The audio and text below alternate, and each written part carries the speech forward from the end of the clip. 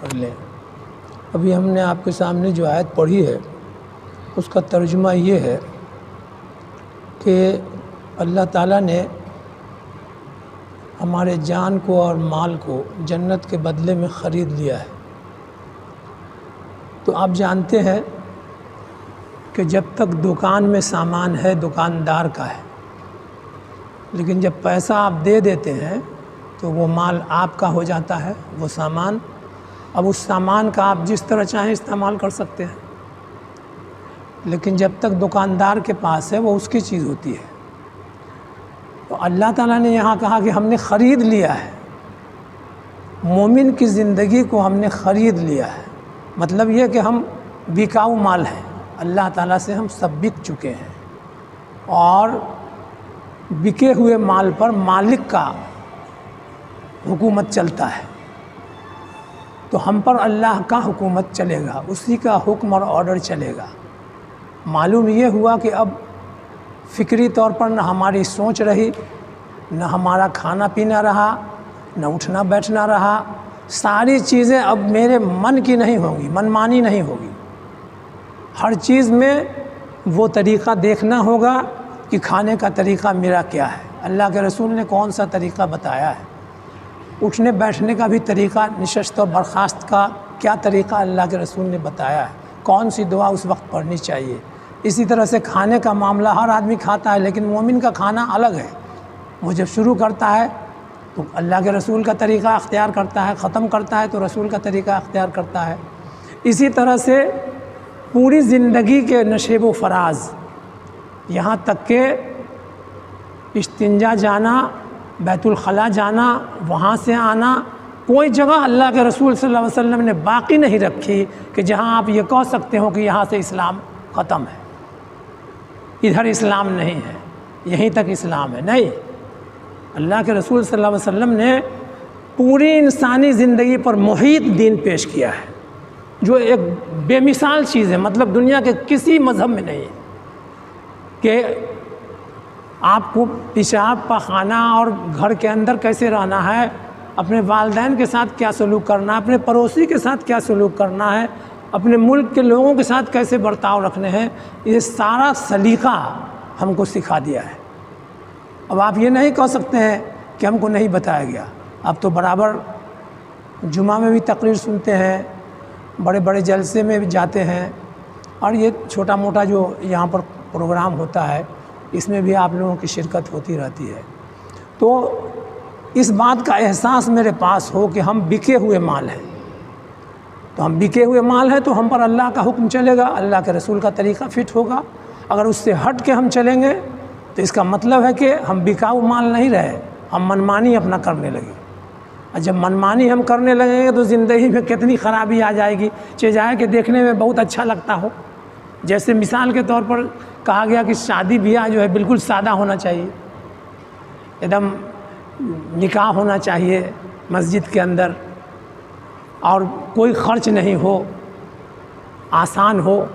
لیکن ہم ہندوستان میں رہتے ہیں تو ہندوستانی کلچر کو ہم لوگوں نے ایڈاپٹ کر لیا پورا، چونکہ ہم لوگ بھی ہندوستانی ہیں۔ اگر بہت دن پیچھے جائیں گے تو لگتا ہے کہ ہم لوگ جا کر کے جو کہتا ہے آر ایس ایس والا کہ سب ہندو ہے، تو آپ وہاں پہنچ جائیں گے، لیکن چینج آنا چاہیے نا، کلچر کو چھوڑنا چاہیے، اسلامی کلچر کو ایڈاپٹ کرنا چاہیے۔ آج جو ہمارے میڈیا کے انچارج جو یہاں بیٹھے ہوئے ہیں، انہوں نے پوچھا تھا سوال امیر حلقہ سے، ہم کو بہت اچھا لگا تھا۔ انہوں نے کہا کہ لڑکیاں مسلمانوں کی بھاگ رہی ہیں غیر مسلم لڑکوں کے ساتھ، کیوں بھاگ رہی ہیں؟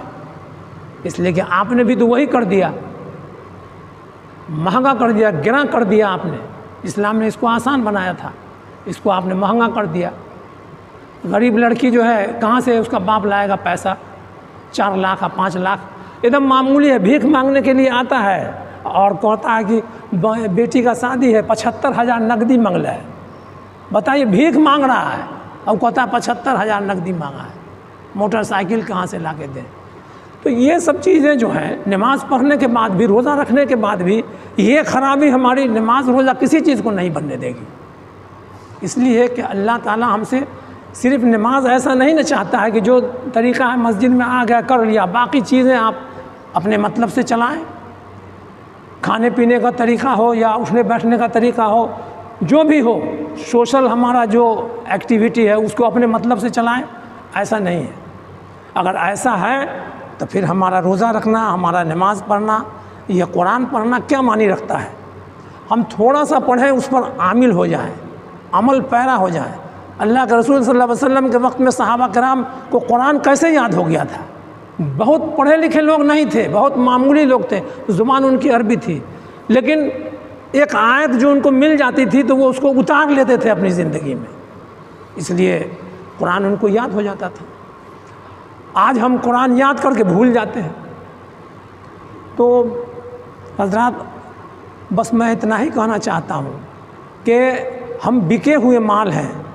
اللہ تعالیٰ نے قرآن کے اندر کہہ دیا ہے کہ مومن کے مال کو اور اس کے جان کو ہم نے جنت کے عوض خرید لیا ہے، تو اگر ہم اس کے مطابق ہو جائیں تو یقیناً جنت ہماری منتظر ہے۔ اللہ غفور الرحیم ہے، توبہ وہ ہر وقت قبول کرتا ہے۔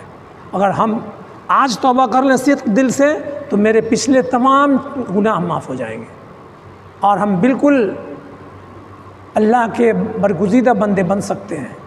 اللہ ارحم الراحمین ہے۔ تو یہ باتیں چھوٹی سی تھیں، لیکن یہ قرآن کی باتیں تھیں، اللہ کی باتیں تھیں، ہم نے آپ کے سامنے رکھا۔